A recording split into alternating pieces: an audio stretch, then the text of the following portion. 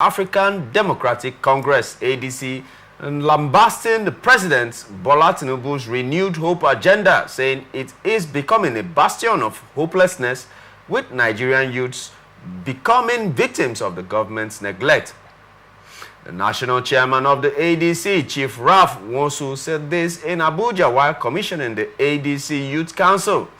According to him, while other nations are promoting youth engagement and employment through sports and policies deliberately designed to harness the creativity of the youth, the current administration is fixated or suppressing the youths and wasting the common patrimony on luxuries. Sir, are there any policies at any time, at any administration, that has been tailored for youths in this country, sir? Now, when I was reading that news, I laughed. Because one of my lecturers told me, he said, when you are within the corridor of power, you see less. You become very myopic. But when you are outside, it's just like, there is a say that spectators are always the best players. Yeah. Now, I've looked at the Tinubu, campaign promises, where he vividly promised 30% slot to the youth. But my concern is, if you become a governor of a state, for example, let me use the one that just happened in this state. When Amechi became the governor of Rivers State, people like Samson Parker became commissioner of health. They are just small boys that just left the school. They will look within their age bracket. That is what is happening in our state here too. The reason why the youth have not dominated is because he's trying to build his political tentacle. And he needs this, old brain. Yeah. Now, I've tried to look at who is a youth. You define youth as somebody who falls within the age bracket of 15 years and 24 years. Now, there is no universally acceptable definition of who a youth is. Okay. If you want to accuse Tinubu of not, appointing the youth, who is a youth? Because by the definition, Nigerian definition of youth, it's not the universal definition of youth. Though there is no acceptable, but there is a conventional, definition of youth. And we believe that somebody who from the age of 18 to the age of 35 or 40. Now, but what these people are doing is, there's what we call young adult. There's a difference between a youth and a young adult. Okay. A young adult, if you look at me now, you will think that I'm just 25 years. You won't know that I'm close to my 50. Yeah. I'm a young adult. Very vibrant. I can trek from here to Elele. I can jump from here to Bolokri. I can be classified under young adult. So what they do, those laws that are meant for the youth, the one they promote for the youth, because they know that this youth, because no politician want to, take a risk, bring somebody that, they believe that the youth, they are prone to violence, so that they won't put your regime in challenge. So they want to bring young adults. And that is why if you look at this present government as being constituted, you will see a lot of young adults. In fact, somebody was even saying that from Obasanjo to date, he has recorded the most, youth-friendly government. But I look at those they called youth. They are not youth, they are young adults. Because I've looked at their date, they are just between, 40, 55, that. But if you look at them, they are agile, they are vibrant. But what is the definition of youth? The man who is talking here, if he has the opportunity of becoming the president of Nigeria, he will look for his old friends in school. He has old boys. So I don't blame them totally. I don't blame them. And another reason why I don't blame them is because our youth are not ready to take over governance. Have they been prepared to take over? You don't need somebody to prepare you. In the gerontocracy of Nigeria. Let me tell you. Nigeria is always. Let me tell you, Ray, why I say you don't need somebody to prepare. As I am. I'm listening. Yes. As I am, I have the capacity to man any office. Nobody prepared me. I prepared myself.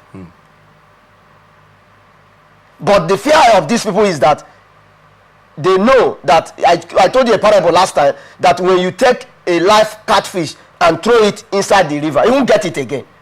Because you have sent it to his heart. They believe that if they give some of us a little push, the sky will not even be our limit. So you have to prepare us. How do you know that the youth are prepared?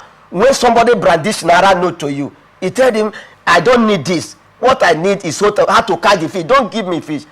You know what happened in 2023? Yeah.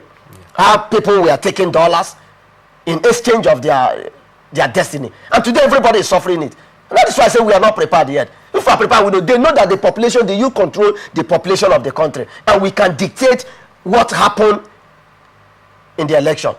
And the people know how to go by us. They are deliberately impoverished the youth, take them very far from the corridor of power, so that when it is every electionary period, they will come, give them 1 peanut, they will buy their vote and do whatever they want to. That's why I think they are not ready.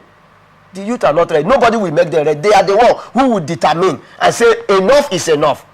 Now, these same youth are those that are traveling in droves outside the country and filling up these same positions that we're saying in the Western countries and in Europe and elsewhere in the world. See, and there's a brain drain occurring in Nigeria. Let me tell you, my younger brother called me the other day. He's a dentist. He said he wants to travel. I said, why do you want to travel? He said most of his friends has traveled, that they have a better, pay aside there. Now, these people, they are professionals. Not all the youths are professionals. Okay. Now, what they do is that if my father was a politician and I am a legal practitioner, if they want somebody who will become this, maybe the Attorney General of the state, Attorney General of the Federation, and they want to give that slot to my father, and they know that my father is incapacitated, he will not recommend his son. Okay. That is what happens. If you check the trend of politics, that is how it goes. It is the same family that is ruling us, that is still ruling us. They merely use us as a ladder to climb. So I think that the only way all these things can be corrected, all these abnormalities can be corrected, is when we now revert back to electronic voting. The moment that happens, you can stay in your house and vote. Nobody knows who you vote. A situation where you come to the polling youth, somebody want to know the party you are voting.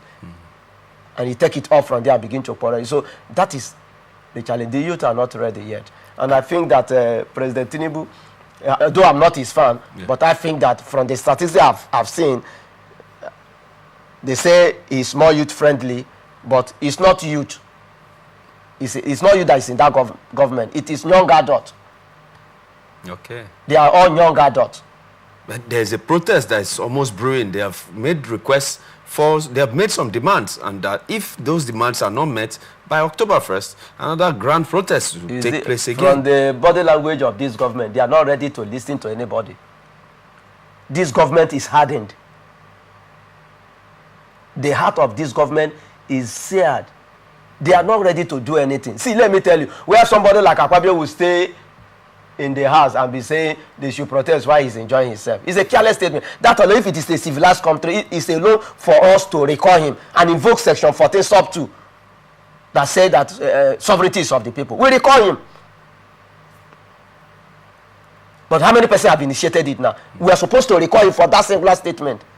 We are the people who sent you there. We sent you there because all of us cannot go there to make law. You are our idea. And the same person who is supposed to be our spokesperson is now, making jest of us. It is enough that to recall him. I don't know any time power gets to a satana, we misuse it. That was what Nega was made the CJN. He forgot that he did not declare his asset. And they use it against him. Now look at what is happening now. Government is going for plea bargaining so that they can settle out of court. So that they can remove that dilemma from his name. But he has lost it. So I think that a lot of things need to be corrected. Nothing is going to change. Yes, they have made their demand, but from the body language of this government, I don't think they are ready to do anything. Because they know that Nigeria, we are very docile. That's why they are taking advantage of us. A Nigerian man know how to meander through difficult terrain. So they know they are taking advantage of it. Look at now, fuel is between 950, 900. No, have you seen anybody quarry on the road again? We are acclimatized to it. That's the type of people that these people know that a Nigerian man can only make noise when that is after that time. They will just say, how we go do now? We could manage. Oh. And things will continue to go wrong. Let's pray that things are rightened and the youths, which are the leaders of tomorrow, the tomorrow never seems to come. We move up